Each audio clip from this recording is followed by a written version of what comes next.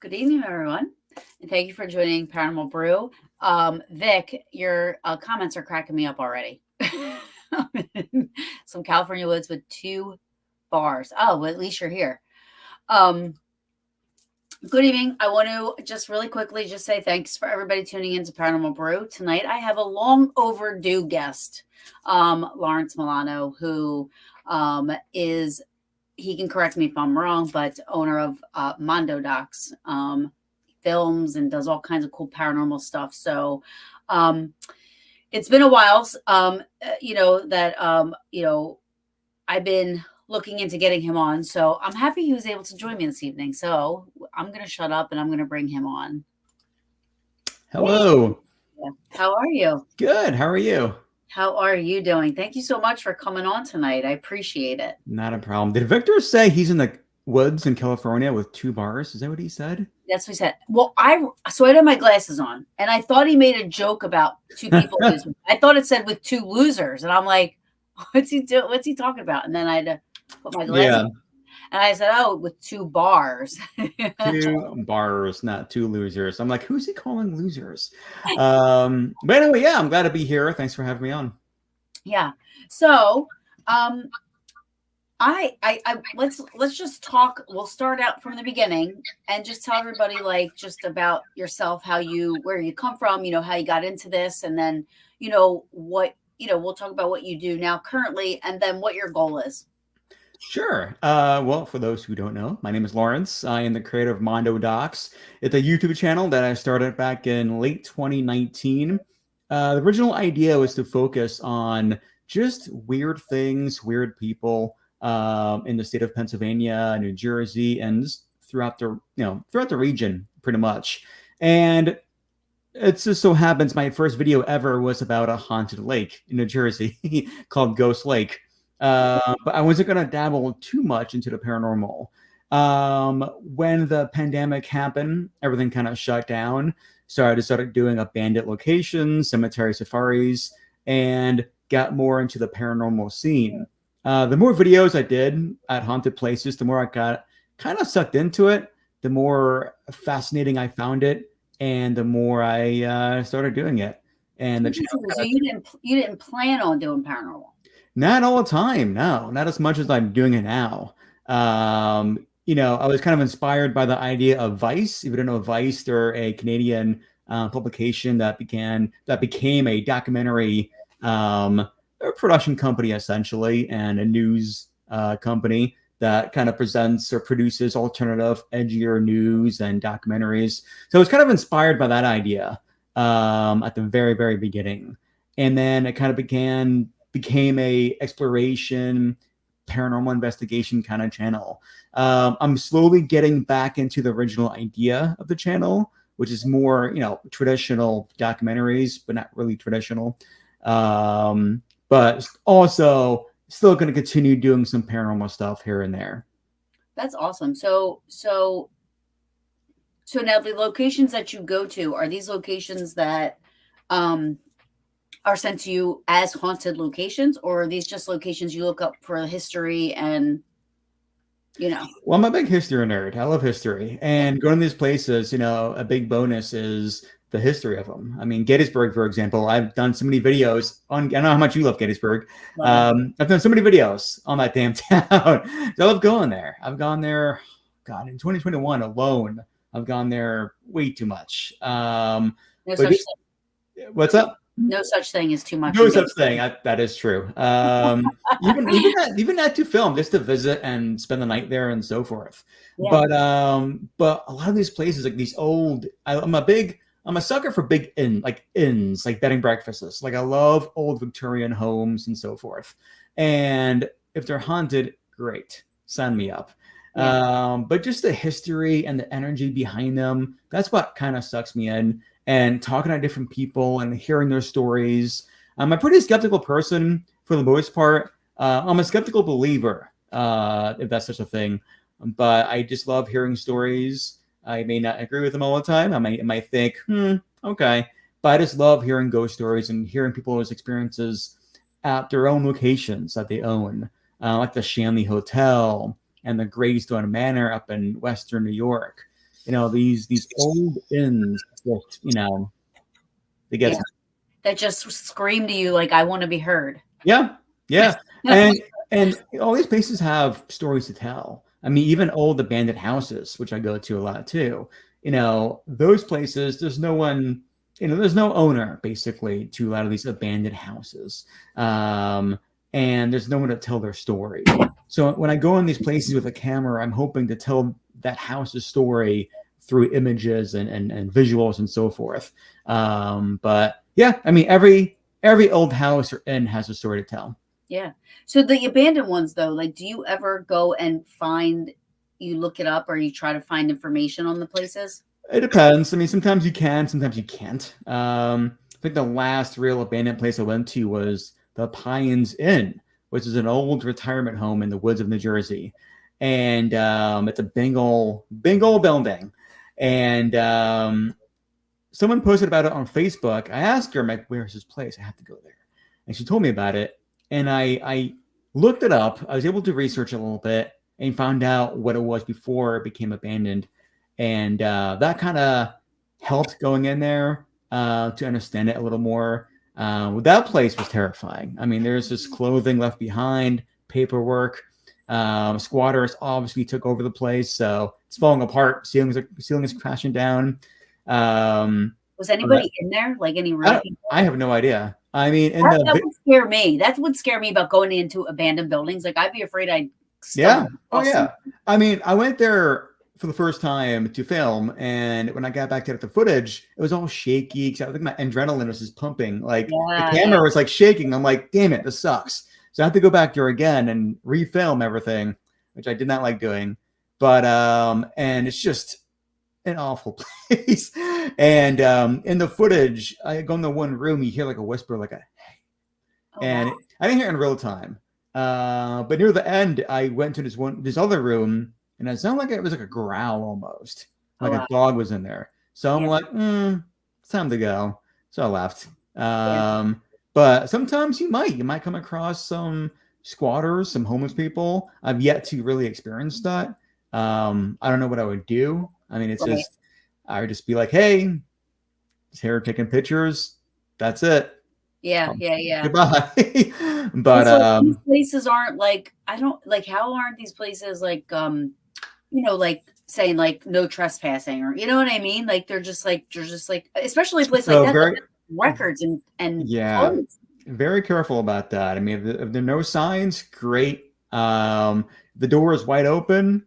Right. I'll just walk in and film, walk back out. If a place is never accessible, if it's all boarded up and there's no way to get in there, don't even bother. It's not worth it.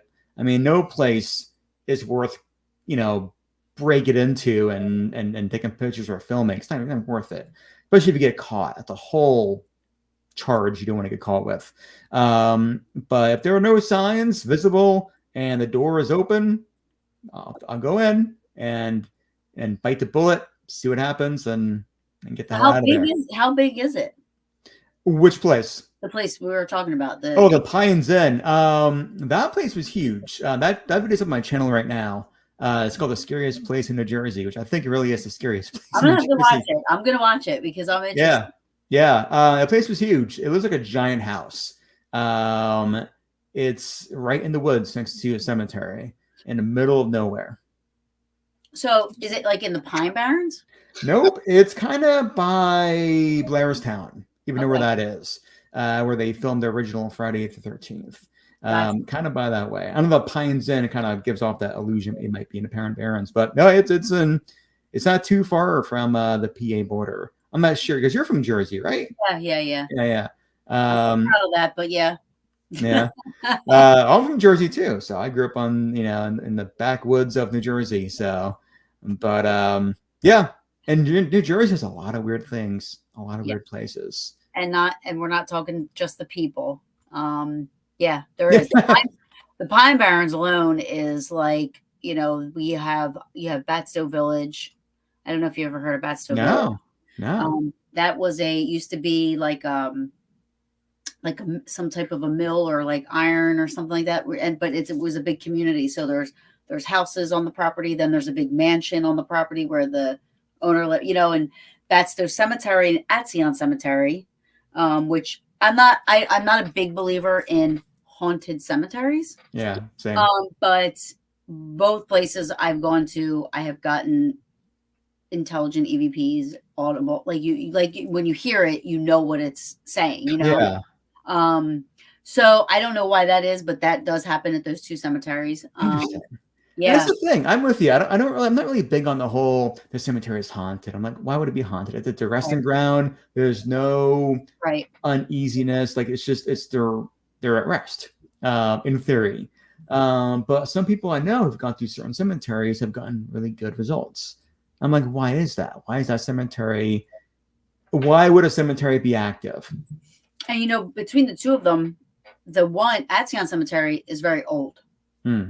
1700s, 1800s, and a lot of children are buried in that cemetery. Okay. Whereas Batsto Cemetery starts, you have a mixture. It's old, new, young, it's all over the place. Yeah. Um, but yeah, I mean, which I was very surprised about. Now, no other cemeteries that I've ever gone to, I've really had anything happen. It's just those two. So Yeah, I'm not sure if I've ever had any results in any cemetery. I've gone to a few that are supposed to be quote unquote haunted, but I've maybe we never. should take a trip. Yeah, I'll take a trip to Jersey. We'll investigate some old cemeteries. So there's a cemetery up here, kind of maybe an hour north, in Hickory Run, and the cemetery's in the woods off the road. And I think most, if not all, who are buried there died in a mass flood. I think in Oh, the 1700s. But they say one of the victims, a young girl named Lizzie, of course, it's always a girl named Lizzie, haunts the woods around the cemetery. But I've gone there so many times. I think once to investigate, but nothing. It's just it's just a sad little cemetery. So yeah. And see, but I do like cemeteries. oh, me too. I Mhm. love going into cemeteries. Gettysburg. I just stumbled across this maybe last year or the year before. I can't remember when that was, but it was recent. There's a Daughter of the American Revolution cemetery. Oh, where's Yeah, that at in Gettysburg? yeah. I'll get the road for you Yeah, because I remember I know where it's at, just not off the top of my head. But we made a wrong turn that wound up being the right turn because we came across it. I yeah. never, in all my years of going there, never knew it was there.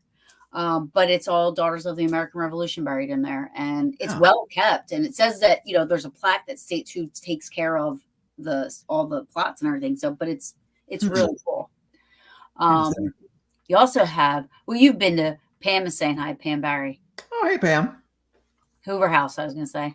Um, Jocelyn says, "What's the property called in Blairstown? I work there sometimes and want to drive by." It's right outside of Blairstown. It's called the Pines Inn.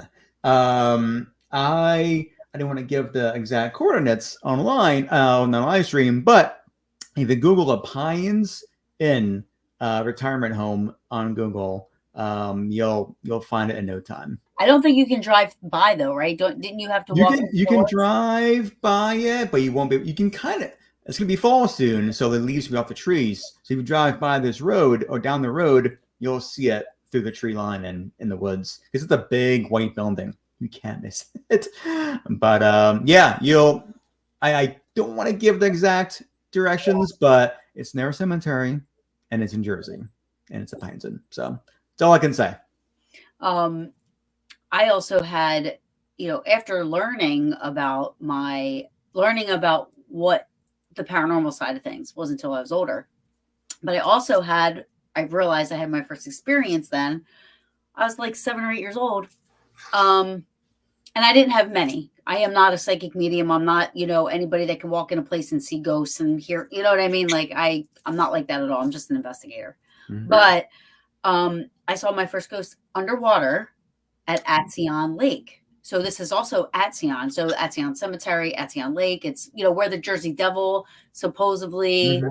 I don't believe in the Jersey Devil, but Mrs. Leeds and the Leeds family is all from that same area, the Batstow area, Atzion, Atzion area. So it's an interesting, it's an interesting old two little towns, that are right next to each other. So wait, back up. So you saw your first spirit or ghost underwater? Yeah. How did That's, that go ahead? so Atzion Lake is cedar water. Mm-hmm. So I was in the lake up to my waist, and I looked down, and I don't know how to explain this, but I saw a dollar bill.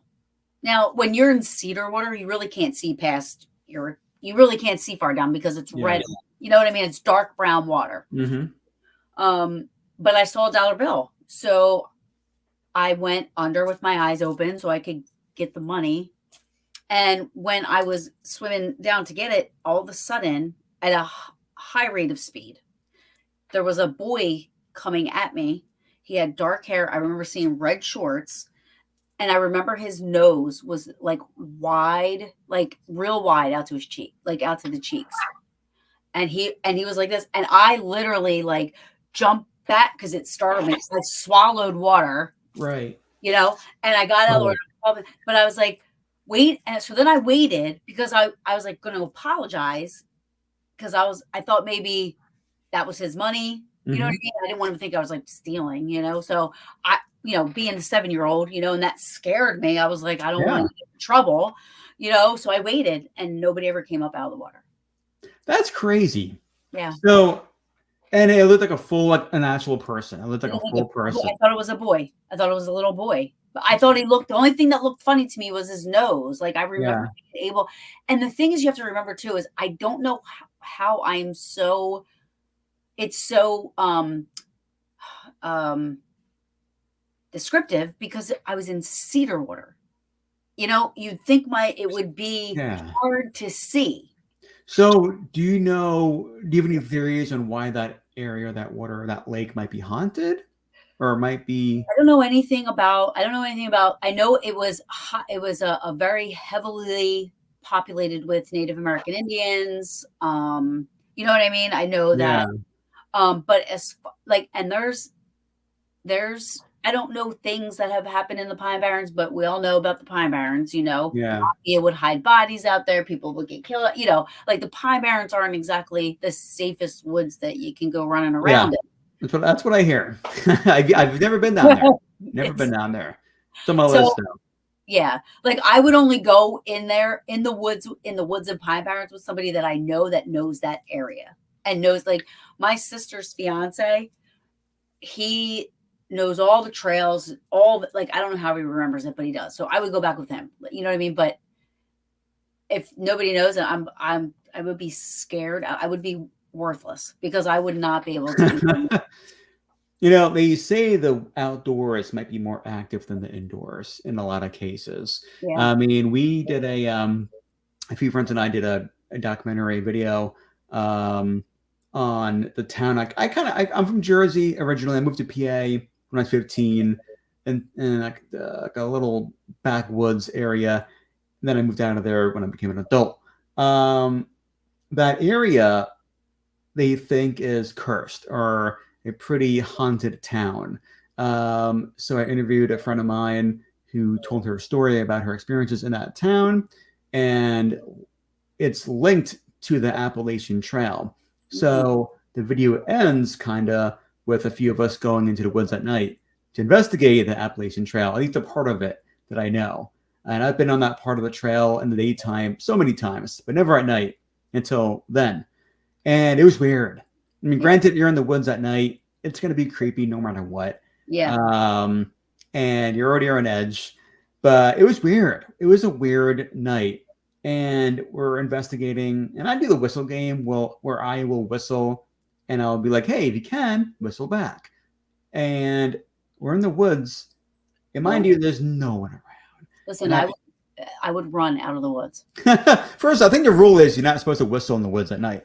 But I break that rule, and I definitely broke it that night. So I whistled, and you hear like it's like a very faint like whistle back, so faint. And for a millisecond, we heard a man's voice in the distance, like in the near distance. And mind you, I know there's no one around. Like so I've been up that area on that part of the trail in the daytime many times. I used to live right by there, actually, so I knew it pretty well. And there's nobody over there. Now, could it be just a hiker who heard voices? Like he thinks he heard ghosts, and we think we heard ghosts. We did heard each other. It's very possible. But it was just weird. We heard the man's voice, and that was it. I felt like a second. Yeah, and it was just a weird night. But that was a fun video. It's called the Point Phillips documentary. You can watch on my YouTube channel. But that's a good one. I recommend watching that. Yeah. But yeah, and the Conjuring House. I mean, it's not to talk about a sore subject, the Conjuring House, but I went there last year, 2 years ago? Oh my God. And it was so quiet indoors. Like it was just nothing happened indoors. We get outside and we're filming, and it's the three of us. And I didn't realize it in real time, but I was cutting the footage together. My friend Sarah is about to start talking. And right before she starts talking, you hear a voice. And when I first heard it, I'm like, what the hell is that noise? Is that her talking? It's like talking over her. And I couldn't figure out what it was saying. And it took me days and days to figure out what it was saying. Then I showed it to my other friend, Kristen. You know, Kristen. I showed it to her. And as soon as I showed it to her, I was like, oh my God, it's a little kid asking, are you a ghost? Oh, wow. So really? It's like, are you a ghost? Weird. So that's my Conjuring House video, kind of near the end-ish. But we're outside investigating. And mind you, I didn't get anything indoors. We had the camera move by itself a little bit, but I have a theory on what happened there. I'm not fully convinced it's paranormal.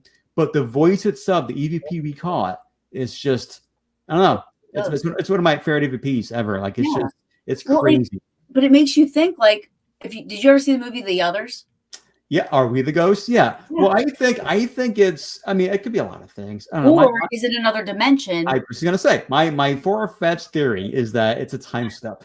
That maybe it's one of the Perrin girls. You know, when they were living there, when they were young, here's three jackasses coming to the backyard talking at night. They're gonna think, are you a ghost? Like what is this? Yeah. And maybe that explains most hauntings, like Gettysburg, for example. Maybe that area is such a, quote unquote, the veil is thinner in Gettysburg, where it allows that time slip to happen. It allows different universes to cross over more often than other areas, perhaps. Yeah. Which could explain why Gettysburg is such a haunted town, because that whole town is haunted. The whole town. Like it's crazy. Every building I've gone into, it's just like something happens. I'm like, why?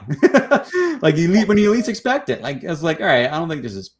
Yeah, and it should happen. It's funny because I get a lot of people who message me when they're going there for the first time. They're like, okay, where do we go to eat and where do we stay? I either where do I get stated that is haunted, or where can I say that's not haunted? And I say that everywhere is, and everywhere is. It's the same answer. I'm like, you're not gonna, I mean, it's the whole town is the battlefield. The whole town. The whole entire town. And what people don't understand is that they call the battlefield, it's really the park. That is the national park, with the monuments and everything. And yes, that's where a lot of the bigger side of the battles happen. But there were skirmishes and battles in that entire town. In downtown, what is now downtown, there weren't that many buildings there. That was mostly all open, as you know. And a lot of the fighting took place by the Farnsworth House, by the Jenny Wade House, a lot of the fighting took place in that part of town. I mean, Cemetery Hill is not far at all from downtown. It's just it's crazy. It's Yeah. crazy how much fighting the town itself saw. Yeah. I know we caught my ex caught a an EVP at the Farnsworth House, which I've been to I think 13 times now, 12 times now. Is that your favorite place in Gettysburg? Absolutely, that place is mind-boggling. Yeah. We're going there in a few weeks, but it's crazy. That place is mind-boggling when it comes to activity. But she caught an EVP of a man speaking in German, or saying a German name, and I'm trying to figure out why would there be Germans in Gettysburg. But I didn't realize until maybe a week after she discovered that EVP that they used German immigrants in the Union Army. I think they were more known to be more skittish, a little more afraid of fighting, so they kind of just fled, and then they were mostly shot down and killed by Confederates as they tried to flee and throughout the town. So that could explain perhaps why there's German EVP second place. I don't know, but it's that place itself is just crazy. Yeah, it is. I mean, and nothing surprise when people tell me stuff that's happened. It doesn't nothing surprises me. But you know what else? You know what surprises me is that most of the EVPs that I've captured are intelligent. Mm-hmm. Yeah. Most of the visual stories that people see seems to be On a loop. Residual, right? Yeah. But the EVPs that I get there, or sometimes I can be clairaudient, so like I'll hear sometimes, and like I've heard stuff, I mean, I've heard musket roll, I've heard, musket fire, I've heard, what's the one drum? It's like, I know what you mean. Yeah. I've heard that where it's like you all of a sudden you're, and it's just you're like, what the heck, Yeah, right. And cannon fire. People. I've never heard this, but people have heard the stones being stacked, for the wall. I mean, it's just.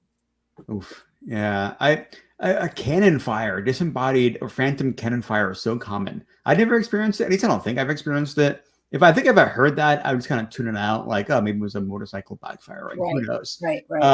But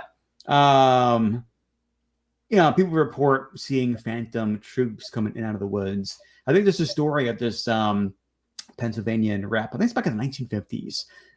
Some state official went to Gettysburg, walking around the fields, saw what he thought were reenactors coming out of the woods. One of the marching band, doing their thing, went back into the woods. And then he went to the park ranger's office and said, hey, that was a great job with reenactors. That was awesome. Yeah. And they're like, we don't have any reenactors on the field. Yeah. Yeah. No, that is a true story. That is a story that is true that happened. Yeah. Did you ever see Brad Kling's video? No. So Brad Kling, if you look up Ghost Lab, Brad Kling's Gettysburg. I can send it to you. I have it saved in my YouTube. It's one of my favorite videos. So it was in the 90s VHS recording, right? Mm-hmm. He's recording in a field, and there's a regiment, a large regiment, flags and all, walking through the field. I zoomed in. I could tell that it was coming from the General Lee Monument, heading towards the angle. Right. So they're walking but it was a Union regiment. So that's weird to me because they were walking away from where Lee was. So he's back to the Union. You know what I mean? Like going back to the Union, where the Union line was. I mean, granted, it could have been at any time, right? But I mean, they were marching, and their flags are up, they're marching, and it's literally, and then he like goes like this for a second, goes back, and they're gone. Now, walking across that field, it would have taken them forever. Of course, yeah.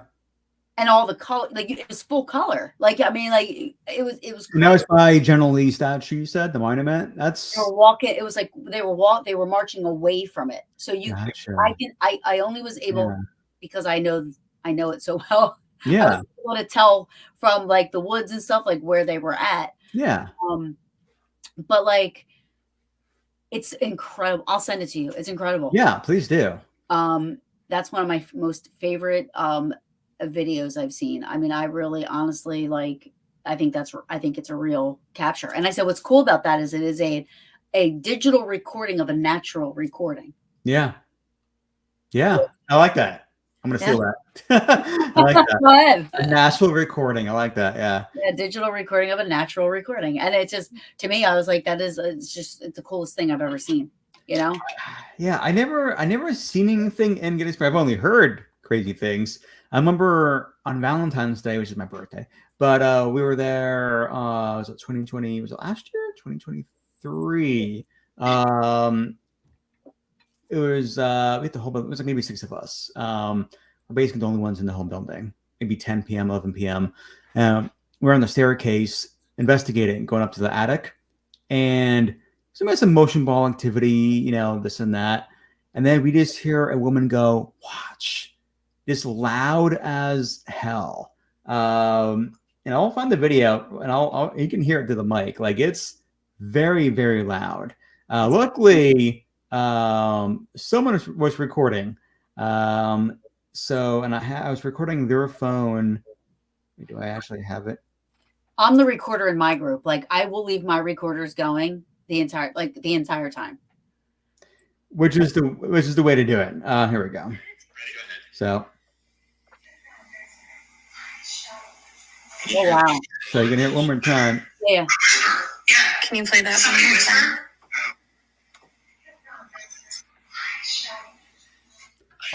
Wow. It's. Does they say out, or does? I think it's just one whisper, and it's someone. It's saying "watch." One more time. Oops. I hear the watch, but I thought I heard out. No, so it's I'm recording their phone, so everyone's like 3 of us are talking. But I do hear it. You hear this? It's weird. It's I hear it. We heard it in real time. That's the thing. It was a full disembodied voice that we luckily caught. Yeah. It's that, I mean, that place, the Farnsworth House, for those who are watching, go there. Go in the winter time. That's tell you my secret. But yes, Kim, there are other women there. But I assure you, they were not saying "watch," and it could be that voice. But yeah, that place is weird, man. I mean, I remember. What's up? What place was it again? Oh, the Farnsworth House. Oh, Farnsworth. Okay. Yeah, so that was in the Farnsworth. Yeah, I took my friend Michelle there in the winter of 2021. Right. I think my third time there, and we sit in the Sarah Black room, which is the most active room of the house. And there was an older couple, I think the next room over, and you can kind of hear them talk. It was like very muffled. You can hear the footsteps here and there. So any footsteps we heard, we kind of had to dismiss. She thought, "Hey, I'm going to take a bath." I said, "Okay." So she was taking a bath in the clawfoot tub in the bathroom. Mm-hmm. I'm in the room hanging out, going through footage, doing whatever. And I just hear a woman humming, like, humming away, thinking it's her. And it stops. And then she goes, "Lawrence, was that you?" I'm like, "Oh, God, I love that." It happened 3 feet in front of her. So she got out in a panic. We did an EVP session, and we're back in the room trying to listen to the playback of the recording. Meanwhile, behind us in the bathroom, shit kept falling down, moving around in the bathroom in the process of us trying to listen back to his EVP session. And there was, we had a pillow kind of turn over by itself. That whole night was just out of control. What did they have the dress in the room when you guys stayed there? Yep. Yeah, that dress was there. Yeah. I know people report something with that moving and stuff. Yeah, I never experienced that. I think I would have shit my pants if that happened.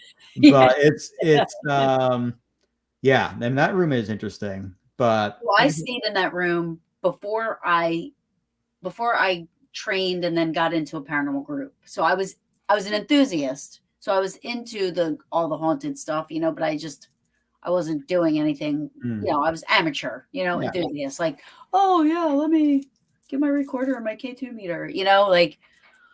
stupid stuff. But anyway, we stayed in that room, and the couple of things I can recall happening, we didn't have anything happen too big, but like I remember, so it was me and my girlfriend Kara and her newly boyfriend, and the two of them were not in the paranormal at all. So we were just going there just to hang out in Gettysburg. We weren't going there for anything paranormal. So we're in the room, and it felt like someone was poking up underneath the bed, like poking the bed, which that was weird.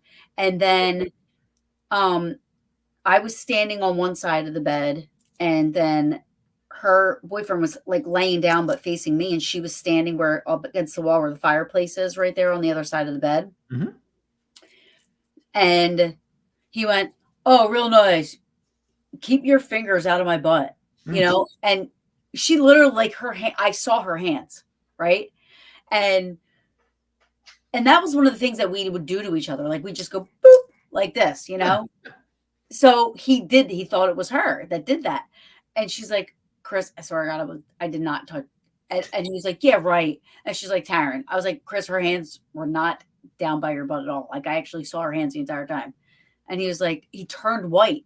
He was like, "Something poked me. Like, I thought it was her that went like this." So that was a couple of things. I had the camera going all night long on the dress and everything, but nothing really happened. Nothing happened. Yeah. I mean, they like butt stuff at the Farnsworth house. I don't know. I mean, it's that I've only been touched there, if like ever, by by a spirit once. But I still, to this day, I can't decide if it was real or not. If I was just like imagining it, because I was in bed, and it was my first time there at the Farnsworth house, and I'm about to fall asleep. My friend's next to me, and this is back in 2020. But I felt like pressure on my foot, so I wasn't fully asleep. So I'm like, okay, that's weird. And that happened again a few seconds later. At this point, I'm pretty awake, and I'm like, and I can move. Like, I'm like, what's that touching me? Oh, my cat just got on the desk. Come on. Mine does it all the time. Hold on 1 second. Let me just turn everything. Hold on. She put play on Spotify. There's music blasting in my ears. Okay. All right. Very good. Thanks for that. But anyway, so and it happened again. It happened a third time. And get your fingers in my butt. It happened a third time, and I sat straight up. I was like, Jesus effing Christ! Like, what is touching my, like, what? And yeah, it definitely startled me for sure. But I don't know. Knowing that place, it probably did happen. Something was probably touching me. But I don't know.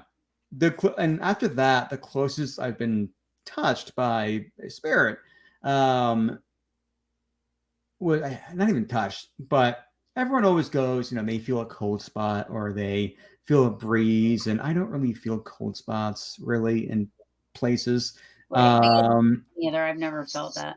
So at the Shanley Hotel, last time we were there, we were in the seance room at the table, and I sat down, and behind me was a couch of, haunted dolls. And I put a motion ball on the couch with the dolls, and I sat down on a chair, and I feel a breeze by the left side of my neck, like someone went by me. And that was weird. And as soon as it happened, the motion ball on the couch went off. It lit up. And I never felt anything like that. It was subtle, but it was enough to catch my attention and be like, what just went by me? It's like someone just ran by me, basically. Right. And the ball lighting up at the same time on the couch, that kind of validated a little bit. Maybe not validated, but it made it more weird. But other than that, I never. I'm the same with you. Like I'm not a visual person. Like, I don't see anything. I'm not somebody that like walks into a place and go, "Oh my God, I feel like there's this woman here." You know what I mean? Like, I can't. I don't do that either. But sometimes I hear. But like in Gettysburg, I've thought I've seen stuff, but did I really? You know what I mean? Like like it's just it's just, to me, it's like it's too good to be true. So is it true? Right. You I, know? and I know a lot of people who, I don't know. I have opinions on psychics and mediums altogether. A few close friends of mine are, they're self-acclaimed psychics or mediums, and they do get some things right sometimes, and it's kind of like, weird.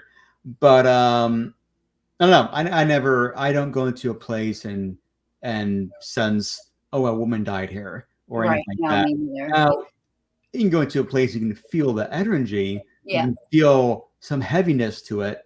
But to me, that's like the extent. Yeah. I feel you. Like when I go to places, especially like that, like the places you talk about, the inns and the houses and the places like that, if it's possible, I like to just like lay down on the floor, my hands out, my legs, out like this, and with my eyes closed. And I know it sounds kind of weird, but I want to feel it. And I close my eyes, and I just for 10 minutes would just love to just sit in complete quietness and just listen, smell, breathe, feel. You know what I mean? So I when I investigate, then if anything feels off or different or sounds different or it's not a normal sound, then I know it's something that I need to look into. And that's kind of what I do too. I go to a lot of places by myself, like old inns and like the Greystone Manor, which is an amazing place. I'd love to go there. I've heard of it, never been. Extremely active, out of control. I went there by myself. I was the only guest there, and I went in there and I just kind of I settled in. I lay down for a bit and just kind of like you said, just kind of take it in, just kind of feel it out.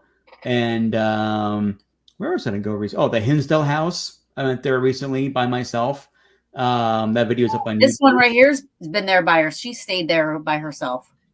It's a fun place. I mean, I like the vibe. I mean, it's a cute little place. We have some good EVPs from there. And the scariest moment of my life happened there, but outside. What happened what happened for you? Oh, we were outside, and this one, if she's still on here, I hope she's on. I was out with Megan. It was me, Megan, and another Peach, Kelly at the time, and we were out by the place where they just found all the unmarked graves. Mm-hmm. Listen, I'm a freak about the woods and stuff, and surrounding, right? So I get scared when I'm in the woods at night or like around woods and stuff. I watched 3 minutes of Wrong Turn and that was it for me. Like now I can't do it. Right. So I made us go out there. So we had night vision, we had FLIRs, and I made us like have our backs to each other. Yeah. So we had a 360 view of the whole thing, So I'm like, all right, we got eyes, and predator. He is looking out for any predator. Anything. I just could not get comfortable. So then we did get an EVP out there. We did get one EVP, but we also then heard this noise. If you could imagine a huge boulder being dropped on a mound of dirt, what that would sound like. So it was just like boom, like this. Yeah. Boom. And I was like, okay, let's go back towards the house. I just felt I couldn't get, and I was like, this isn't good for our investigating. Like I couldn't calm down. I was just I didn't feel uncomfortable. I just felt so uncomfortable. Anyway, now was that my psyche because of the woods and the noises? Who knows, right? But anyway, so we go back, we're sitting there and we're at the campfire and, I think Kelly was sitting next to me. Megan was standing. I can't remember. And we hear a bang coming from the back of the house. And if you're outside, sometimes, you can hear the refrigerator slam or the bathroom door slam shut. So I just like turned around like this in my chair and I have my flashlight and I'm waiting to see I always forget to tell this part. There were 6 of us there, 7. 4 of us were inside, 3 of us were outside. They were investigating inside. We were investigating outside. Mm-hmm. So anyway, so I was waiting to see one of the girls that was inside, like maybe come from the bathroom or whatever, going through the kitchen. So it didn't happen. I was sitting there waiting. And that went out of my head only because as I'm paying back with my flashlight, I see these 2 glowing eyes back where we were at. And they were tall, right? So I'm like, what's that? They're like, what's what? And I'm like, that. and I grabbed the FLIR. I put the FLIR up. You have And flares in the woods? Oh my God. So we put the FLIR up, and all of a sudden, as I put it up, it turned to the side, and it was like this humongous animal, right? Or it looked like a humongous. I thought it was a bear, right? Yeah. So all this stuff is. I was like, holy! I was like, that's a bear. They're like, where? I'm like, right over there. And then when I pan back with the flashlight, I see the eyes, and they're going like this. Oh, good. I'm like, and it's coming towards us. I was like, that ain't a deer. Deer wouldn't come towards us. I was like, that's a bear. And I stood up, and my shit was flying everywhere. And I clenched my butt cheeks. A tear came down, and I literally ran over Megan to get in the house. Oh. Like I ran so fast. Now Megan stayed out there. I don't know why she stayed out there, but here she's saying, Oh, someone's got to be the decoy. it was a creepy feeling that night, different than what I've experienced before there. She said a silent bear. They're telling me it wasn't a bear. First, they thought it was a deer, right? So on my recorder, because my recorders went flying, so they're still out there. You hear Megan go, "It's Bambi!" like this, right? Because she's still Bambi. outside. She said it was Bambi. The Bambi on steroids, and who knows what else? Lawrence, that second time I did this, and I saw it was like, now this was probably in my psyche. I'm not saying this really happened, but it was like his eyes, like went deep into my soul and then came back out. Like I was like, sounds like love at first sight. oh, But no, that's yeah, that sounds horrifying. that was the scariest thing that has ever happened to me in my entire life. Like I literally thought my head was gonna get rolled off by a bear. Yeah. I was so scared. I mean, honestly, when you mentioned the boulder thing, that's a very like Sasquatch style activity. I feel like, people report rocks being thrown and so forth, or branches or trees being thrown and falling over. I didn't even think about that. That's very Sasquatch-y. So I don't know. But yeah, I don't Some think people were saying because there's Native American. Yeah. They said it could have been a bear headdress, whatever. I said, I'm like, which is even more terrifying, right? Than an actual bear. Absolutely, honestly, my opinion. Absolutely, I agree with you. But no, I was in the woods by myself for a hot minute, and I was I don't know, it was a very, very interesting place. It was very quiet, except for a few like footsteps here and there upstairs. Yeah. And I remember at one point, so I went outside. What was I doing outside? Was it raining? And I wanted to see if it was raining. Yeah, I think I went out there to see if it was raining. I saw some deer, or a lot of deer by the pond. So I'm like, oh, let me get an Instagram video of the deer. When I started filming, they are mostly gone. But in that video, it sounds like someone whispering, or it sounds like someone's like, get inside, or something like that. I don't know. I sent it to a few people, and they heard it too. So I don't know. And then when I was in the kitchen, sitting down, just kind of going through it, I'm like, it sounds like someone talking. Then it sounds like I hear the front of the porch door, like the front door going outside. It sounds like it opens and closes. So I'm like, who the fuck is here? So I open the door, but no one's there, obviously. And I'm filming, and I'm like, this is what I'm experiencing right now. And I close the door, and I can, in the footage, you can kind of hear it. But you can hear upstairs like boom, boom, boom, like a little bit. I kept hearing that throughout the night every now and then. Sounds like someone walking around upstairs. Yeah. And then I passed out on the couch watching TikTok videos. Yeah, a lot of cool stuff happened and interesting stuff. We had the I don't know if they were sheriffs or state troopers. I don't know what they were show up. The last day they were there, and they said, we just got a 911 call. The address was 3 Bear Road. 3 Bear Road. Bear Road, oddly enough. 3 Bear Road. And they said, the GPS brought us to this place, but this isn't the address. Is anybody here by this name? And we were like, no.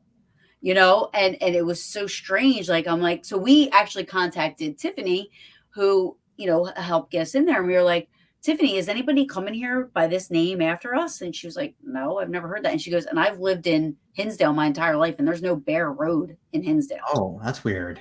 Oh. Isn't that weird? Yeah. I don't know. That's And weird. then, yeah. And then we Three actually, Bear Road. yeah. Yep. I mean, and it was like there was 3 police officers. Like they showed up, and You then were ready, yeah. Three Bear Road. I'm actually New York. yeah, it would be New York, right? I mean, There's a few Three Bear Roads, yeah, but one Jocelyn in Street. I think they had Windsor. they had that's what I said. It was a 911 call, and the address, brought them there, and they go, but this Yeah, isn't the address. that's so strange. It's a weird place, man. That house is strange. I mean, Hmm. I wish it was so far away. I mean, would I go back there? I don't know. We're going Like I back. said, Love are it. you going back We there? already have it booked next year. Yeah. It's worth going at least once. So for those who are watching who've never been there, just go check it out. Get it, off your list. Cross it off.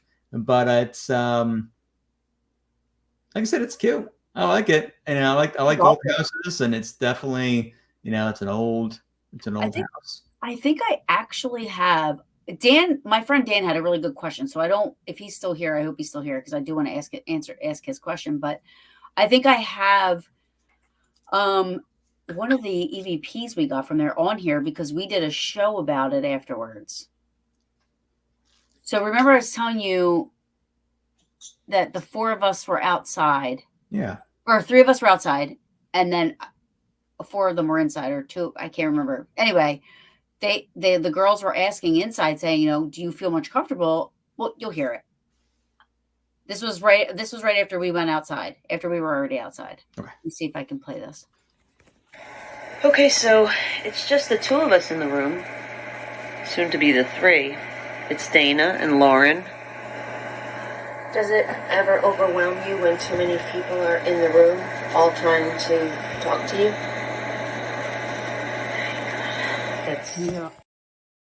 Ooh, that's a good one. They I like got that. out. They got out. Yeah. They got it's just so clear as day. Yeah. And we literally, and me, I leave my recorder going all night long, right? We heard walking in the kitchen, or we thought somebody was like messing. We brought all these like gift baskets filled with all kinds of junk and liquor and blah, blah, blah. And we heard the bags rustling around in there. And we thought, we didn't look up or do anything because 4 of us were in the living room. 2 of them were in that first bedroom.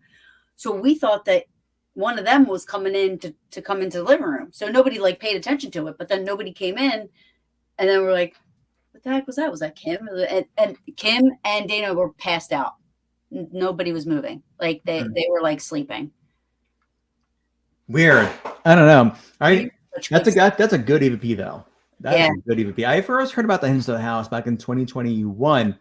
I was at the Hoover House actually, and someone was talking about it, and they're like, "Oh, I don't ever go there alone." Blah blah blah. It's dark energy, and I was like, Seems like I need to go alone, and finally did it this year. But yeah, like I said, worth going. I got one EVP. It sounds like someone's saying, "Shut the fuck up." So it's interesting. Yeah, it's because like weren't the brothers that live there, weren't they supposed to be not nice people? Well, didn't the one murder the other one? Yeah. Didn't one? I heard me that might not be true. I don't know, but I know like I heard they were not very nice. I do hear there are spirits who curse you out here and there, kind of like the Shanley Hotel. The Shanley, they love to use profanity at the Shanley. The Shanley is just a giant paranormal soap opera. It's just all the spirits there are just so dramatic with each other. It's great. I mean, the Shanley is one of my favorite places. It's places. The only thing I had happened there, but again, I haven't been there. I've been there twice. So, but the one thing I had happen was, now I have 5 cats. I've had cats my whole life. I love cats. So it felt like a cat jumped up on the bed and was kneading on the bottom of the leg. And I did not know that was one of the claims. I had no idea. Because I had said something to the, Kelly. Is that her name? Yep. Yes. Kelly. I had said something to her after I said, it felt like a cat jumped up and was kneading on my bed. And she said, that's one of the claims. Yeah. I had no idea. They have a ghost cat. I get to experience it. I keep forgetting to bring catnip to these places. But yeah, that place, I mean, we got a lot of good EVPs there. I remember the one night it was just the two of us, and we're up on the third floor, and a lot of disembodied running, footsteps, craziness, and we went to bed, and it was around 3 a.m., which is so cliche, but usually when I go to bed there, nothing ever happens. I go in the room, I go, hey, don't bother me, I'm going to sleep. And I get into bed, nothing happens. So hi, Tim. And we're in bed and it's quiet. It's so quiet. All of a sudden you just hear, bam, like a big old knock on the door to the room. And mind you, we're the only ones there, the only guests there. So, and obviously there was no one there. So, right. Yeah. And I was up in the bordello in Maddie's room. And that floor is so creaky. Like you can hear everyone. You can hear you can hear everything. If someone's walking up there with you, you'll hear it. But it was just so quiet. And then bang on the door. Weird bangs up there too. Yeah, I mean it's a bordello. You're gonna hear banging, but it's but it's the shame they can be. I've been there when it was super active, and I've been there when it was kind of like here and there. I think that's anybody's. It is, but from my experience, the Shanley is not my opinion. It's best with like maybe 2 or 4 people. Yeah, maybe a very small crew. And maybe like kind of in the winter, I don't know. There's like the Farnsworth House. I recommend that in the winter because there's nobody there. It's a ghost town. No tourists, nothing like that. So it's nice and quiet. And I think it's more active too in the winter for whatever reason it may be. Well, I think what you said, like there's none of that ambient noise. Like the summertime, it's a small town, but I mean, like the bars close at 2. Some of the bars close at 2:00. You know what I mean? Yeah. And so people are like, they're literally, and it's a college. There's a college right there. So college students are, and so it is a busy town during the summertime. Oh yeah. When it's like the way you're talking about in the winter and this and that, yes, people still go there, but it's not, I mean, everything closes early, so it's. Yeah. It's funny because it is a very loud hoppin' town. But there is no nightlife there. Like it dies down pretty quickly in Gettysburg. I noticed that.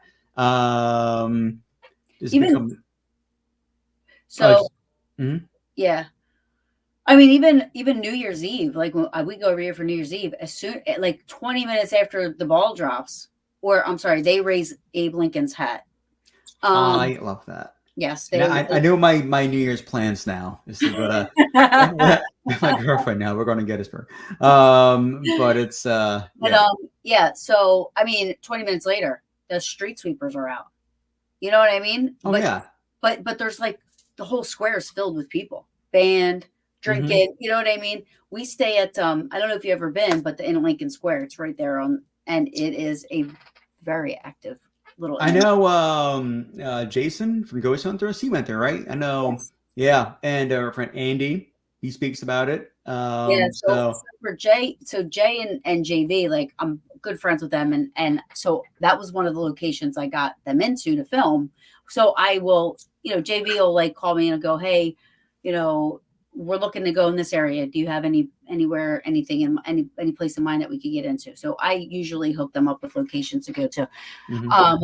Just I make the connection. They do all the business talking, you know what I mean? But I make the connection for them and get them, but anyways, that was one of the places because that was like early on in when I was started getting into it. I have the EVP. It's like, I mean, it sounds like another woman standing in the room with us. Oof. And we were the only 2 in the end. It's my favorite EVP. I'll have to send it to you. I'll send it to you on message. Yeah, please do. I mean, everybody's like, that's not a person. I'm like, no. Literally, we were shutting the lights off to do an investigation, and you hear, "Are you trying to sleep?" And it's like we're talking. So I heard something. And I'm like, "What was that?" And he goes, "What was what?" And then you hear, "Are you trying to sleep?" And then I start talking as she's ending sleep. I go, "That's crazy." The TV off, right? And but so it's not me. And there's a little bit of an accent, so it's like I'm not quite sure what it is, but like It was loud as anything, no whispering. I mean, it was like she was standing in the room with us. It was crazy. And to think, like, sometimes I can hear, how didn't I hear that? It was so loud. Yeah. Which is also crazy. Get some EVPs that are so loud and clear, and you wonder, like, how did I not hear that How didn't I in hear it? real time? Like, Yeah. how do you hear some voices like that woman is saying, watch, like, watch. Like, how do we hear that? But at the Conjuring house, there's some kid asking us if you're a ghost. And we don't hear that in real time. Like, it's amazing what you hear and what you don't. Right. It's crazy. So Dan says, I want to ask this question. If there's an abundance amount of paranormal activity, does it become normal by definition? I guess in theory, right? Or is it still paranormal because we just can't explain it? Because it's still supernatural, to an extent. So even though it's so normal and I guess active and common in that one location, or for example, you're a night somewhere at the Shanley, Farnworth, wherever it may be, and it's just nonstop activity, does it become normal? No, I don't think so. It's still paranormal because it's a supernatural, incident that you can't explain. So, my opinion, I don't know. What do you think? Yeah. Well, I mean, I understand what he's saying. Like, Yeah. the best example would be Gettysburg because, I mean, the whole town, I mean, they have ghost tours, they have haunted locations you can stay at and this and that, I mean, I saw a film one time, it was like Gettysburg, a historic town with a ghost problem. Yeah. It's like to them it is normal, but it's still paranormal. You know what I mean? But it is normal, even though paranormal is the opposite of normal. That's a normal. I guess so. Yeah. I mean, it's question, Dan. Yeah, that is a good question, actually. But yeah, I mean, like you said, Gettysburg, wherever you go, it's such a normal problem for them. It's such a normal thing to experience in Gettysburg. And like I said, wherever you go in that town, you're likely to experience something, whether it's the Farnsworth House, maybe the Cashtown Inn, the Dobbins House. I hear is very active. I mean, I've only eaten there, never stayed there, but I think they have carriage houses, right? The Dobbins House you can stay in. Yeah. I've stayed in the carriage houses. Yeah, it's how was that? Any activity in those places? I heard they're pretty active. So again, I stayed there when I wasn't really into the paranormal. Like I was going just because I loved Gettysburg. Now, I was enthusiastic about it. You know what I mean? Like I knew Gettysburg is haunted. You know what I mean? But I wasn't actively like investigating or looking or listening. I knew that none of us wanted. I was still in that scared phase where I was like, I don't want to be alone. Yeah. What I mean? So I was like, don't leave me. But I wanted to say this to you, like really quick, like because about the EVPs and recording and stuff like that. Like, I'm going to try to do this, say it really quickly. So I learned over the years of my recording, because, a lot of people like to do EVP bursts. Mm-hmm. I just keep my recorders going. Mm-hmm. I have usually 4 or 5 recorders out, and out and about. But I started to realize that like it happened twice. That where we were listening back to the burst, and on my recorder that was recording, like, because we thought we heard an EVP. So, you rewind it, you rewind it, you rewind it. Right. Well, it was like the third time of being rewound or the second time of being rewound where an answer popped up on my recorder, but it wasn't on that recorder. Mm. Do you follow what I'm saying? Yeah. So we were replaying it, trying to listen. And then they were like, oh, I think we got one there. And they went back. So it was this one question said, what is the family business? Right. That was one question that was asked. And because we all went around the room and asked a question. So one question was, what is the family business? Then the next question came up and we thought we heard an answer. So they're like, oh, rewind it. Well, they were rounded too far back. Second time you hear, what was the family's business? And then the second question. And then I can't remember if it was 2 or 3 times. So forgive me. So we rewound it. That question came again, the family business. And it said, oh my God. It said whatever in real life what the family business was, but it didn't get caught on their recorder. I see. And that's the thing. I've experienced that before. I know people who did experience that. Multiple people would be recording, but on one person's recorder, they won't capture anything. When the other person's recorder, it's the most insane EVP ever. And well, it's this was twice after we listened to it live, so it was answering the second time that it was played. So oh, none of us were asking. It was just answered after the second time it was played back. You know what? That happened twice. That happened at the Shanley for me. We were doing an EVP session, and we're on the 3rd floor, and we had the music box motion sensor, and at the end of the hallway, and did an EVP session, and nothing really happened. During the playback, it gets to the point where I ask a question, and the music box goes off in that responsive manner. So, and it's like, it's almost as if it's answering the question, but on the that happened all the time too. I can't remember when, but yeah, I've heard of that happening, and I've experienced that. So I've always said that I think it's like, what if they can hear better with a recorder the way we can hear better? Yeah. Right. And then one of the coolest things that happened, we were all together, same type of a situation. They're doing bursts. I got my recorder going, and we're listening to the recorder, and there was a question asked, and there was a yes. And we were like, oh, did you hear that? Yeah. Right? So we rewind it to hear it, and then it's not there the second time. And we're like, where'd it go? We all heard that. We rewound it again, not there. And I'm like, wait a minute. I get my recorder, rewind it. It was an actual disembodied voice. Wasn't caught on the recorder. It was caught on my recorder. That's so weird. Like, as we're listening back to our burst, there was an answer. Yeah. We thought it was on the recorder. So we're rewinding it to listen to the EVP we thought we caught. But here, it wasn't even on the recorder. It was answering out loud. Yeah. And like I go to get mine, and I rewind it, and that's where the yes was. It was like in the room, like not on the recorder. So we were like, oh my gosh, that was a disembodied voice. We thought it was a recording. That's strange. But yeah, maybe you're right though. Maybe they can hear better when it's a recording of your voice. Yeah. But hearing the disembodied voice respond to the playback of the audio is yeah. And then we get that on record. You even hear our reaction. Like, because I had another recorder going. I'm always recording, so you can hear us. Yeah, which is the way to do it. I mean, I gotta buy a GoPro and just have it recording nonstop. I say it all the time. Yeah, even audio. I mean, with my camera, even like I have so much fun. At the Hinsdale house, I was recording so much, and there's just even if I'm walking up the steps and I'm going outside, wherever I have my camera and I'm recording. On my phone, I'm recording so much audio. At that location at the Hinsdale, I was just recording non-stop. Yeah. Just in case.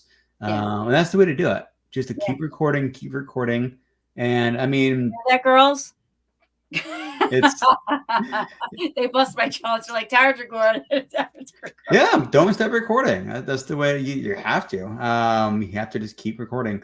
Even I get some EVPs even during, I'm shooting B-roll footage. Not even like filming a walkthrough or investigating, just good old B-roll, whatever it may be, at Mid-Orange, for example, which we're going to next year, I believe. Yes. So I was shooting in the one room, and friends Danielle, Kristen, and Sean were down the hallway, and I'm in the one room filming, and you hear a voice, like a it's a whisper, and it sounds like, I mean, it's up for debate what it sounds like. When the first 100 times I listened to it, I'm like, okay, it's saying this thing.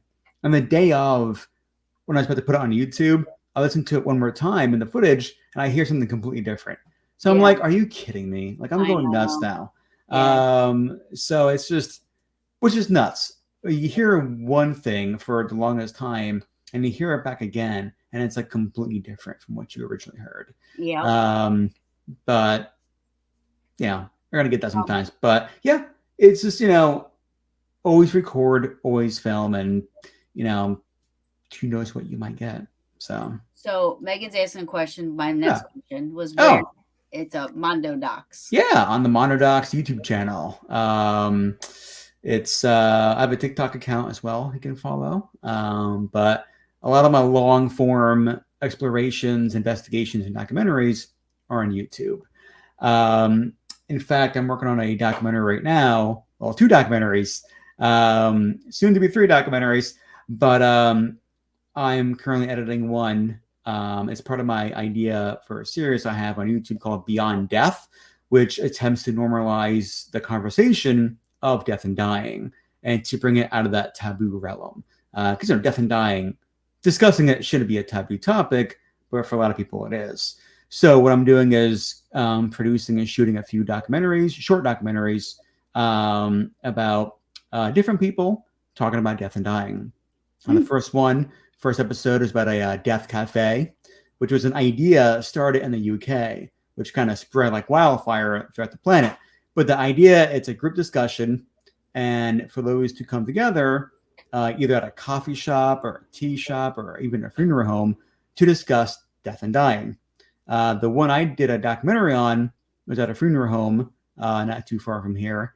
They used to organize it bi-monthly, but maybe an hour-long session, maybe 20, 30 people, if that, would come by, sit down, and talk about death. From my experience, it's a lot of hospice workers, those on hospice. I interviewed one girl. She worked in hospice. And for her, it was like therapy. She needed it. She needed to come out and just talk about, you know, what she does for a living, which is dealing with people who are about to depart. Second episode was in the Creeper Gallery in New Hope, which is an oddity shop by Donna, the owner, and how she incorporated. She's great. The shop is amazing, and she does a lot of sculptures, artwork, and she sells them at her shop along with antiques, taxidermy, haunted objects. But in that documentary, she discusses, you know, how she incorporates death in her artwork and her haunted objects and so forth. And the third episode I'm currently working on right now, it should be up hopefully Friday or Saturday. About this oddity shop in Honesdale, PA, about this the 2 owners, this guy and his girlfriend. She does blood paintings, but she does paintings with her own blood. And they sell taxidermy, wet specimens, human bones, and we get their perspective on death and dying. But yeah, so that's not like awesome shit. Yeah, so that's an idea I have. I do want to do more episodes, and we'll see. And I'm working on another documentary about a local haunted attraction called Devil's Last Laugh. I think it's their 3rd year operating, but I'm doing a documentary on them. That should be done by October 5th, hopefully. And I'm doing a documentary on a certain Gettysburg location that I cannot disclose as of yet, but it's still a secret project, but it's going to be a good one. So yeah, I'm looking forward to that. I'm actually gonna go watch some of them, because some of the episodes you've done sound awesome. Yeah, check out the Death Cafe, Creeper Gallery. I think you would definitely enjoy them. And I just want to see the Pine Inn one. The Pines Inn is a good one. That's a creepy little video. But even the Conjuring House, I had fun doing that. But yeah, where's one of your bucket list places? Probably either the Island of the Dolls in Mexico. That place definitely. The Suicide Forest in Japan. Not necessarily to investigate the paranormal, just to go and explore and just kind of feel what the forest has to offer. And there's this forest in Romania that's supposed to be pretty haunted. So there's 3 places. And I guess the Stanley Hotel in Colorado, that's also kind of on my list. Yeah. So hopefully I can get out there sometime soon. Next year, planning a trip to New Orleans. So hoping to get down there and do some exploring and You filming. gotta watch So all that like voodoo hoodoo stuff there. I'm all about it. Give me all the voodoo shops. But yeah, so I have quite a few things planned for the near future. So it's all about hopefully getting it done and no dolls. I'm a big fan of old antique dolls. I've quite a few in this room actually. Not me. The only dolls I have are Ken dolls of Jordan Knight and Danny Wood from New Kids on the Block. That's it. Just this tracks out. This tracks. That's it. It's the only dolls I have, and I wish they were haunted. And really, Jordan pops out. Who knows? I mean, you might wake up to like do an EVP station. You might just get some EVPs of the new Ken on the Block songs. Who knows? That'd be quite the EVP. But yeah, no, I don't know. I mean, there's a whole debate if objects can be haunted and and so forth. And I think they can be. I mean, if places can be haunted, if people can be haunted, yeah. That's the thing. Like I say, I don't believe in that objects can be possessed and then something can jump from a haunted object into a person and possess them. I don't believe that either, yeah. I believe that things can hold energy. And when I say energy, I'm just using that for lack of better description, whatever you want to call it. I know that everybody thinks that word is taboo anymore, but I can't keep up, so I'm just going to call it energy. So,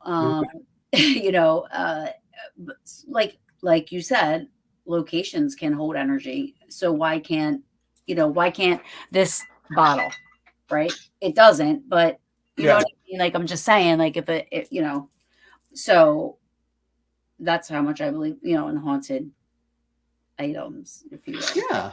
I mean, I know, for example, the Creeper Gallery. I mean, I know my ex and I, we purchased a portrait from there a couple years ago, and it's of this little child, this baby who had club feet, and the story is that the baby and the mother and I think the father are all attached to this portrait. The whole family's attached to it. Great. So we bring it home, and we still have it in bubble wrap in the living room, and it's just sitting there. And we're walking towards the bedroom. I go in the laundry room, and she goes in the bedroom. We're talking, and I go do the laundry, and she's still talking. I'm like, why does she do this? I can't hear her when she's in another room. So I go in the bedroom, like, what are you saying? And she's like, that wasn't me talking. I'm like, great. So so it sounded like a woman was talking. So we're talking down the hallway, and then we stopped talking, but someone else kept talking. So, and then one night, I worked overnights for a hot second. Hated it. But I am at work. It's not maybe 1 o'clock, maybe a little before that. And she texted me freaking out like she heard at this point, the portrait was hanging up in the hallway. She took it with her when she moved out, by the way. But she heard a thud against the wall and a dragging sound against the wall to the point where my cat woke up and was freaking out a little bit too.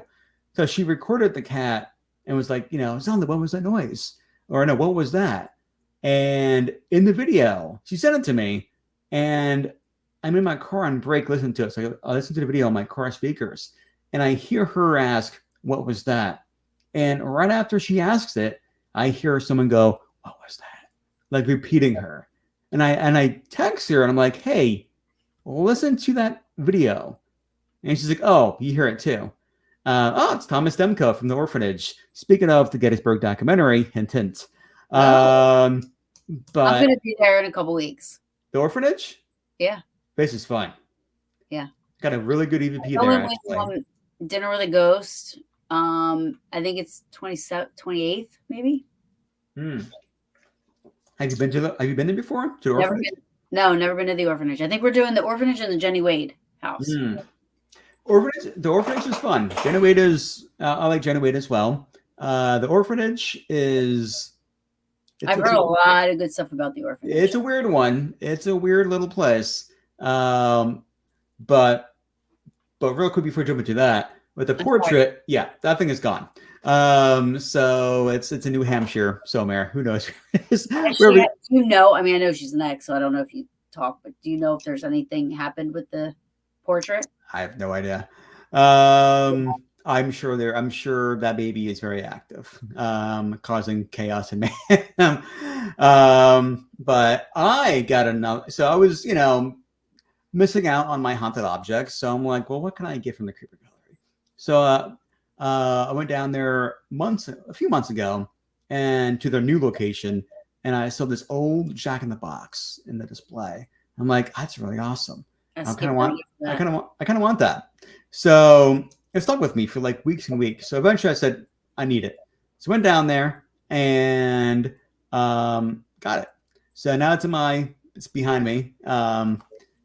Proudly on display. But the story is that this girl, her father built her this Jack in the Box from the early 1900s, built her this Jack in the Box. And then she died in a fire with her siblings, but the Jack in the Box survived. And the reports are that she plays with that Jack in the Box. So far, I have not experienced anything. My girlfriend, she was over the other night, and she's playing with the cat in the living room. And I walked to the bathroom, and I thought I heard her sigh, like a. So I came back, and I was like, "Was that you? Did you sigh?" It's like I sat on the couch. But I don't know. If it wasn't her, then maybe that's something. But I have so many things in this apartment. Wouldn't you feel out if all of a sudden you heard dun, dun, dun, dun, dun, dun, dun. Well, that's the thing. It doesn't have that. It doesn't have it doesn't? So it's a weird Jack in the Box. And she just texted me saying, I'm in a ghost story.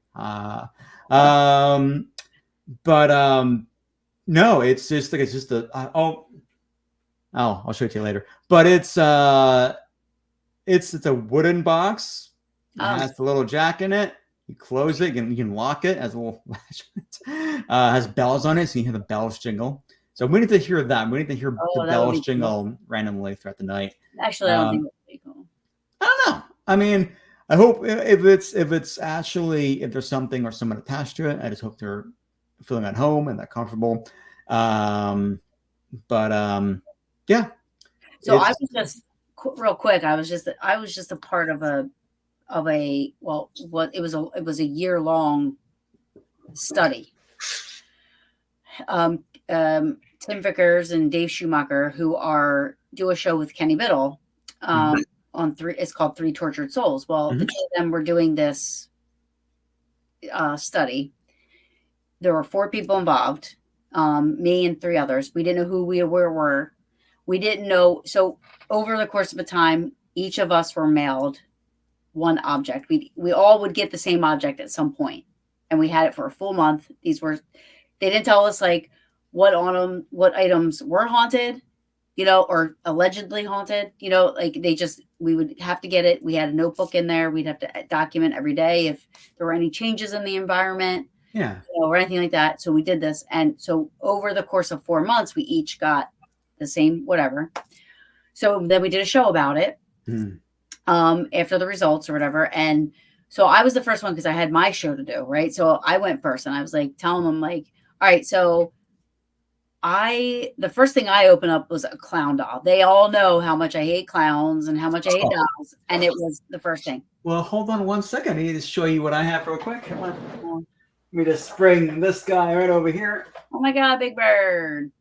Oh, yeah. Don't mind the Big Bird. That was a gift. Anyway, I got John Wayne Gacy, Poke the Clown, just hanging out. Not haunted, but you got a little his little handcuffs. It's like a poltergeist clown almost. Just gotta wave to hi Terry. No, oh my God, how can you? His eyes. That's just. I'm gonna have nightmares now. I'm waiting to wake up one night to see this thing just walking in the hallway. Oh my! I would move. Clowning around. Burn my house down and move. I'd burn it. But I'm gonna put them on the floor. But yeah.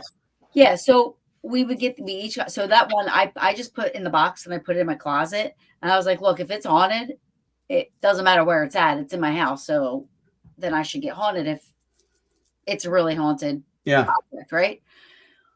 And I finally come to this one.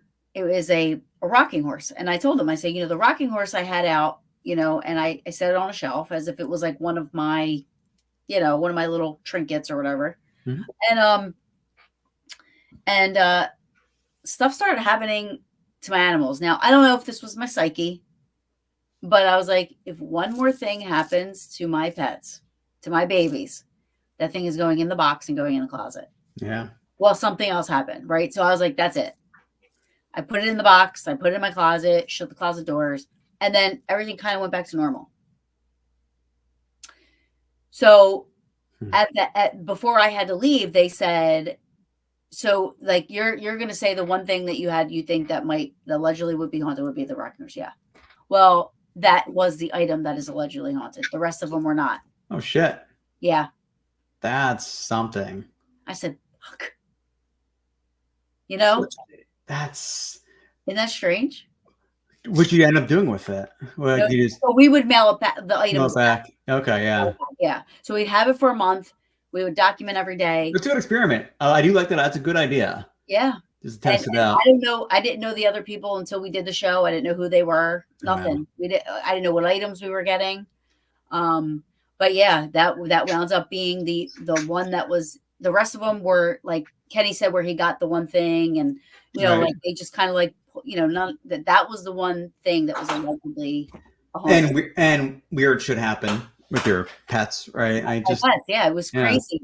Like all this bad stuff was like happening, and I said, "Oh my gosh!" I'm like, "Okay, I'm superstitious." Mm-hmm. You know what I mean? So like, I was like, I know I have this thing sitting out. I'm like, I'm not messing around. I'm like, if anything else happens, I was like, I'm putting it away, and I did, and then everything was fine. Right. So I was just like, okay, and I'm being on the show with 3 skepticals, skeptics. Kenny Biddle is a skeptic? Like being on the show with the people that are like science and skeptic and, this, I was honest. I was like, I don't know. I said one thing happened with, but that was the one that, yeah, or should happen. I didn't like, Yeah. And he said, well, that was the only one that was allegedly haunted. And I'm like, nice. Weird. Yeah. So, yeah. Let's see. That's John. It is. That is John Wayne Gacy's alter ego, Pogo the Clown. Dan had said something up here too again. So it's all a matter of frequency. Every recorder is different. Some very different. Example, the average human hearing range is 20 hertz to 20 kHz. I don't know what the K is. If your recorder may record below that range. And I think it all depends on white noise too. I'm not sure. I'm not an audio guy. I never was. Even in film school, I was just never an audio guy. But I think I heard someone say once the DR60, as controversial it may be, may pick up or may be successful with certain EVPs because it develops some kind of white noise that spirits can use to communicate easier. I have no idea. I mean, the DR60, the Panasonic DR60 is such a debatable recorder to begin with. People either hate it, either love it. I don't know.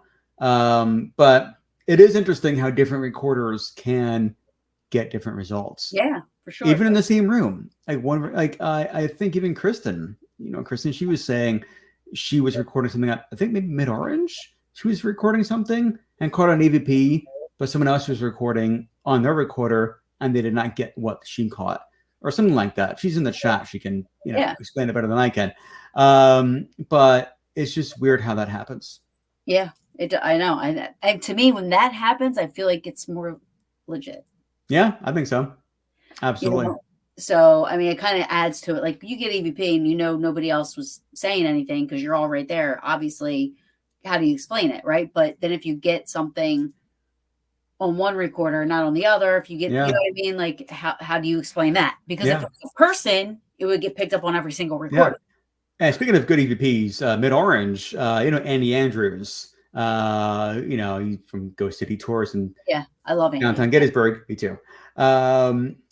He caught a really good EVP at Mid-Orange, and they were recording it outside actually, because it's a big soccer field And where the field is, I think that's where the the cell blocks were. That building, but they tore it down and put in a soccer field.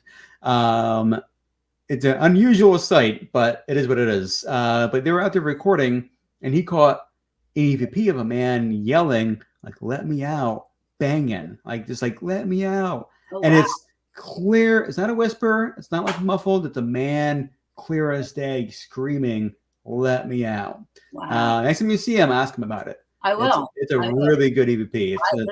That's my favorite thing, EVPs. Mhm. I can literally listen. Oh, same. How do you listen to all that out? And I'm like, listen, it's the same thing for me for like watching meteor showers, right? You'll wait and wait and wait and wait, and you see one, you're like, oh, I want to see another one. And capturing EVPs on my camera. I mean, I've had so much luck. I don't have an audio recorder. I should get one. But I use my camera, maybe my phone sometimes, to record audio. I mean, when I'm walking around filming, I get some ridiculous EVPs, Yeah. and I don't mean to sometimes. It just kind of happens. I got the Pines in. That weird whisper I caught.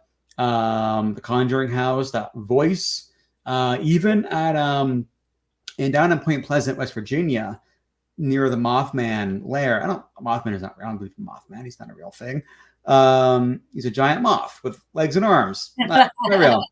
But and there are no stories that I could find about any kind of paranormal activity or hauntings down there. Right. But in the old TNT bunkers where they say Mothman resides, we were filming and exploring the bunkers. It was just the two of us.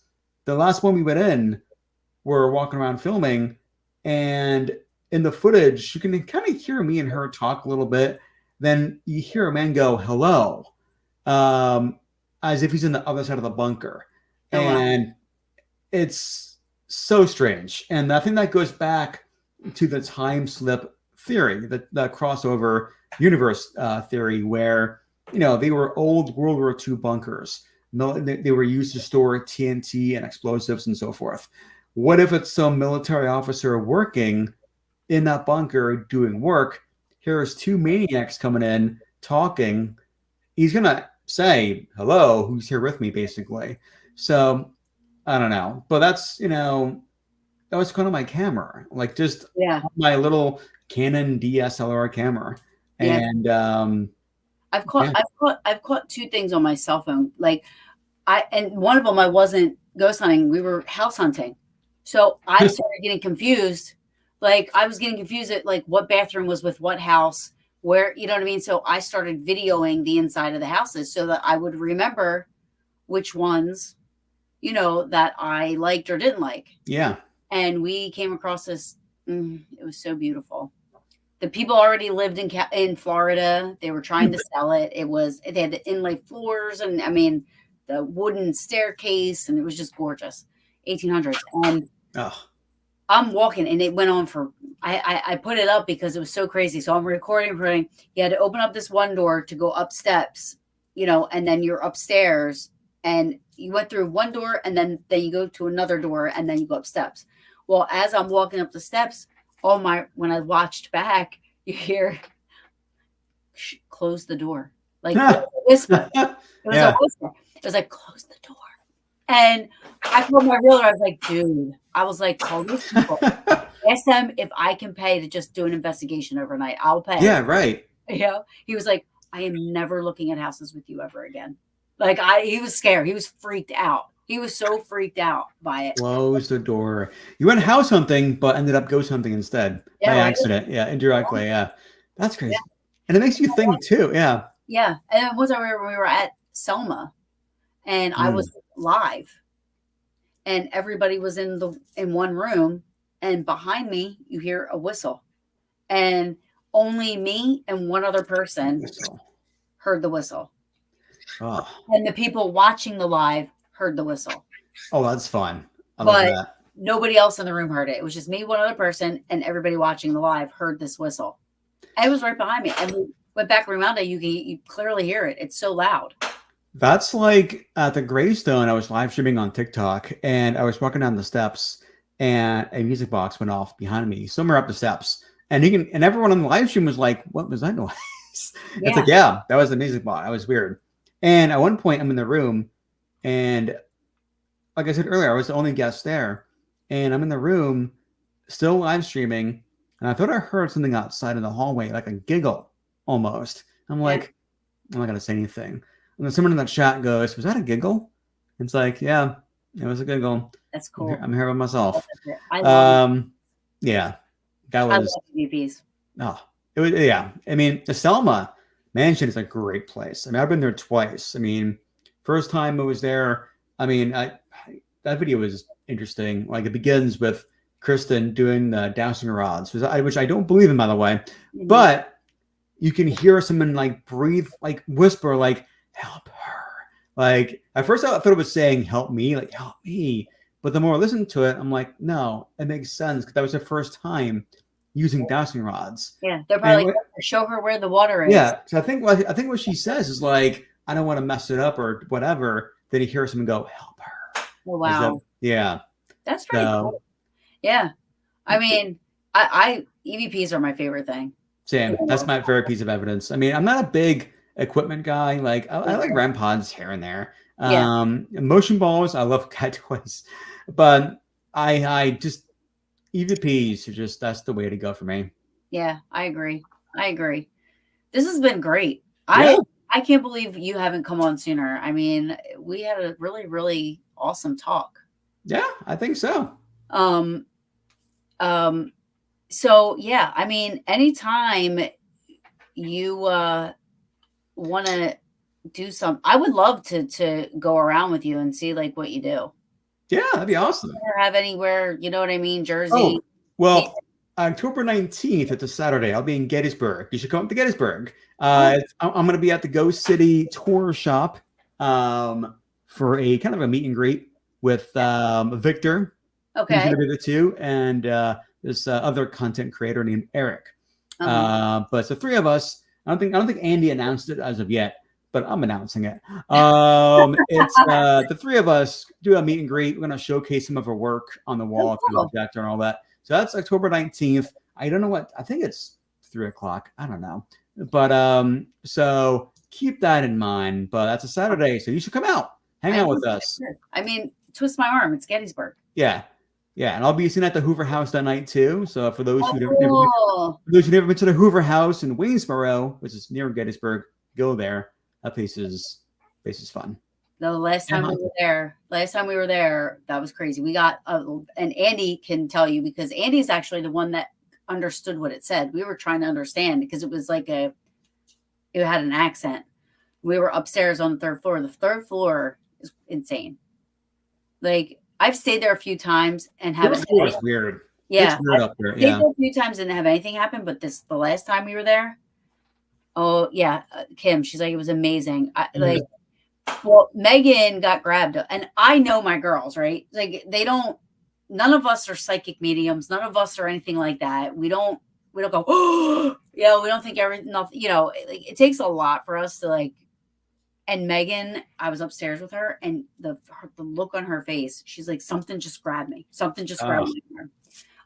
She was pretty freaked out. She didn't want to be alone upstairs. And then we were doing an EVP session. They were doing a burst. And we were asking questions, and then all of a sudden you hear a guy go, "What do you want me to answer?" That was I didn't figure out what he was saying. And Andy goes, "It sounds like, what do you want me to answer?" But with an accent. Yeah. So I started listening to it. I was like, "Oh my God, you're totally right." It was like, "What do you?" He's like, and he talked over us. Like that's how loud it was. He was like, "What do you want me to answer?" You know, so like I got chills thinking about it. Yeah. Like, oh my God. Oh God, I love that place. I mean, it's a weird kind of haunting. It's subtle. It's good for EVPs. I've been there so many times. The first time I went there was back in June or May of 2021. I was the only one there. And at one point, Steve and Pam were like, "Hey, we're leaving for you a few hours. Have fun by yourself." I'm like, "Are you effing kidding me?" But yeah, that place that's something. And Steve and Pam are great people. Oh my God, yeah. They're amazing. They are truly like salt of the earth people, such good people. No.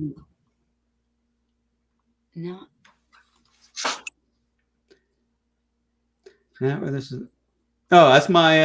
I know Alex. I don't know what she's. I don't know what she's trying to say, but it's a coworker of mine. But yeah. Was she saying like now where maybe now instead of not now where is this located? No idea. No idea. I'll ask her tomorrow. What we're talking about, the place was Waynesboro, Pennsylvania. If that's what you're asking, I'm sorry. Yeah, the Hoover House. It's near Gettysburg at the bed and breakfast. Hot as fuck. Thank you. It's I do when I can. But yeah, the Hoover is it's a great place. Yeah, it is. So before I let you go, because I've had you for like an hour and 40 minutes already, your girlfriend's probably gonna kill me. She's probably like, but just tell everybody once again, because I have different people popping in and popping out, but just where they can find your stuff, your documentaries, which I think I've subscribed to your YouTube channel. Yeah. But I'm definitely gonna check them out. Yeah, I mean, you can find it on YouTube. That's where I primarily post. And it's Mondodocs. Mondodocs, one word, on YouTube. Go subscribe. I've officially have 100 videos on that channel, including past live streams.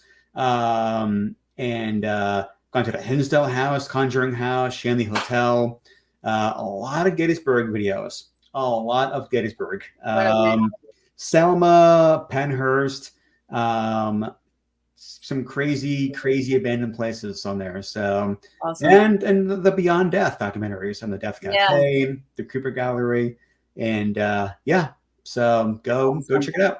Awesome. And you'll be in Gettysburg October 19th. October 19th. Go follow the Ghost City Tours page on Facebook. Andy should be announcing it soon, hopefully. Yeah. Yeah, it's a meet and greet. Just a casual thing. I mean, nobody knows who I am. It's fine. But it's just a reason to go to Gettysburg to hang out and talk to people about ghosts and spooky things. Yeah, that's cool. I'm in. You said Gettysburg. You had me at Gettysburg. Yeah. I mean, you cannot say no to Gettysburg. So I know. It's too hard. Lawrence, thank you so much for coming on. Thank you for your time. Thank you for what you're doing. I mean, I'm so happy to learn everything that I learned about you tonight. I love you even more. So I think it's great, and I'm going to be a huge fan now. So when I come to Gettysburg October 19th, you're going to have to sign for me. Okay. bring your dolls, the New Kid on the Block dolls. Thank you again, and I will talk to you soon. Thanks for coming on. Oh, thanks for having me, and yeah, we'll talk soon. All right, we'll talk soon. Well, that was awesome. Please share, or please share this out. Not for me, for my guest, Lawrence. Get the word out there. Get people to subscribe to his channel, Mondodocs, on YouTube, and go follow him. You can clearly see that he's got some awesome content on his YouTube channel, and I'm looking forward to watching a lot of it. So, again, thank you everybody for joining us. Thanks for all the questions and the comments and my peaches. I love you. And I will see you guys next week. Until next time.